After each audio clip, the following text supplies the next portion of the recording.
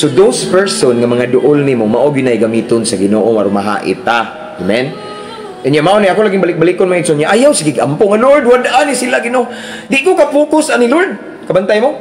Lord, di ko ka focus sa pagpangalagan nimo ug ingani sila luwasa Ginoo, luwasa. Luwasa makabig unta ni akong pamilya tibuok aron kaming tanan manimba no. Dili gyud na mahitabo pa kay giproseso pa man ang pagbaid nimo.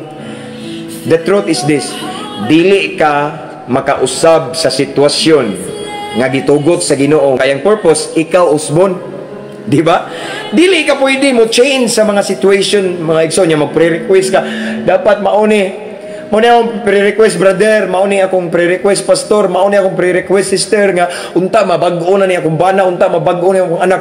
Dili jud bisan pagkapila ako magampo igsoon magpuasa ko 40 days.